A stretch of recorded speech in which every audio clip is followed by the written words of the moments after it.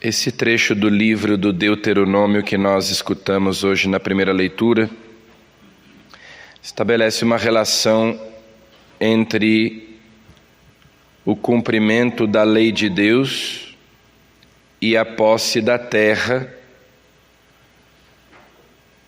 que Deus está dando ao seu povo. Os nossos primeiros pais viveram num paraíso terrestre, um jardim plantado por Deus, onde eles viviam em harmonia. Devido ao pecado, eles perderam o acesso a esse paraíso. A terra prometida é dada a Israel para que ali eles tivessem liberdade de culto a Deus. Nas negociações entre Moisés e o faraó, isso aparece várias vezes. Ele diz: deixa partir o meu povo para me prestar culto, para me oferecer sacrifícios, para me adorar. Então, a finalidade do êxodo, da libertação do povo,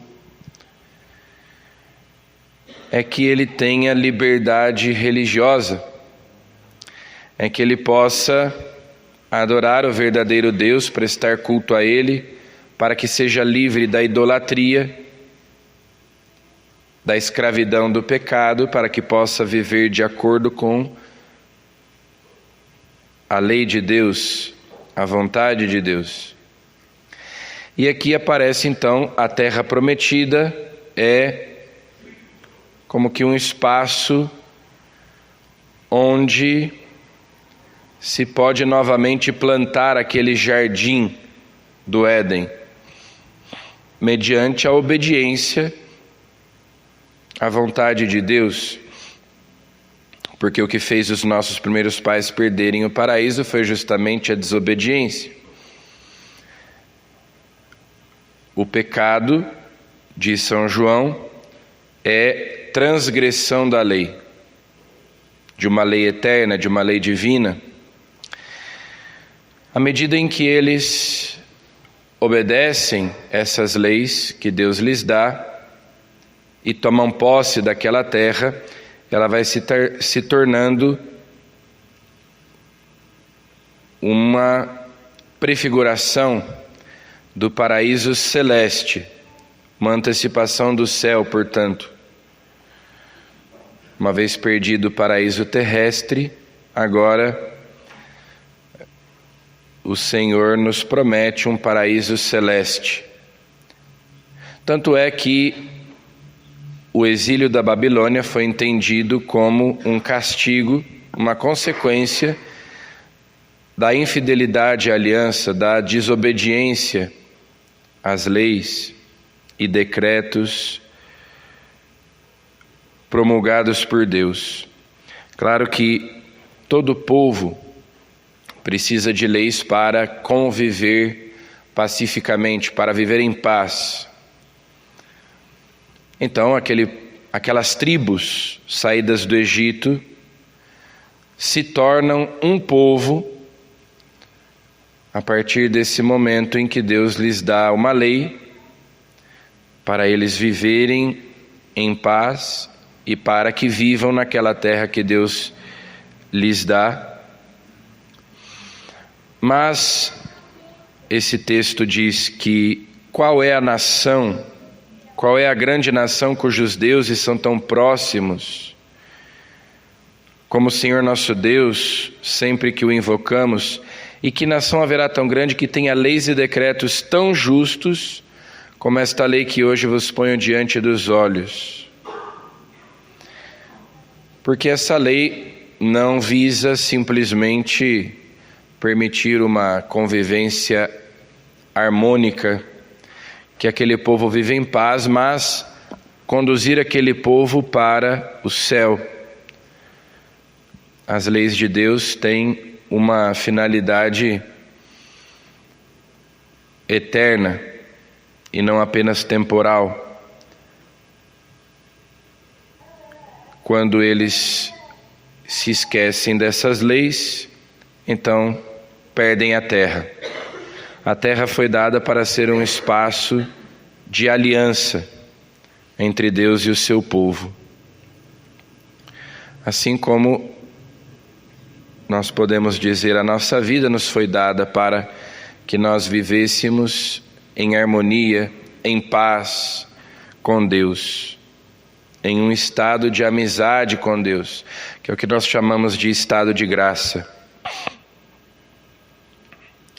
Então é como nós rezamos no Pai Nosso: seja feita a vossa vontade, assim na terra como no céu. Como no céu acontece, assim seja na terra. Nós, de certo modo, antecipamos o céu à medida em que nós obedecemos a Deus, à medida em que nós fazemos a vontade de Deus. O que é o céu senão aquele reino no qual sempre e em tudo e somente se faz a vontade de Deus. A terra vai se tornando um pouco do que é o céu, vai se antecipando na terra e na nossa vida ao céu, quando nós obedecemos a Deus, quando nós saímos daquela lógica diabólica da desobediência, da autossuficiência, da emancipação de Deus, de querermos nos guiar por nós mesmos. Então, a leitura diz: cumpre os mandamentos, observa a lei e os decretos de Deus e terás a posse dessa terra e viverás feliz, tudo irá bem. Mas se te esqueceres de cumprir estas leis, embora vivendo na terra prometida, na prática será como se vocês continuassem lá no Egito. Vocês serão escravos, porque viverão no pecado, e o pecado é escravidão. No Evangelho, Jesus diz: eu não vim abolir a lei, mas cumpri-la plenamente, dar-lhe pleno cumprimento, porque, de fato, Jesus foi obediente até a morte, e morte de cruz. Eu vim fazer a vontade do meu Pai que está no céu, ou como nós ouvimos no Evangelho de domingo da Samaritana: o meu alimento é fazer a vontade daquele que me enviou. Meu alimento é fazer a vontade de Deus. Então, por isso Jesus diz que veio dar pleno cumprimento à lei, porque de fato ele obedeceu, e obedeceu por amor. Não é uma simples resignação. Às vezes nós somos resignados à vontade de Deus, ou seja, nós aceitamos a vontade de Deus, embora um pouco contrariados, mas nos submetemos. Jesus não. Jesus abraçou a cruz. Ele não simplesmente a carregou a contragosto.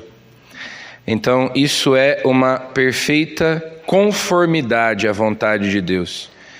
Não carregar a cruz apenas resignado, mas abraçá-la por amor, fazer a vontade de Deus, seja ela qual for, por amor. Esse é o ideal da vida cristã. Isso é a santidade. É uma perfeita conformidade à vontade de Deus.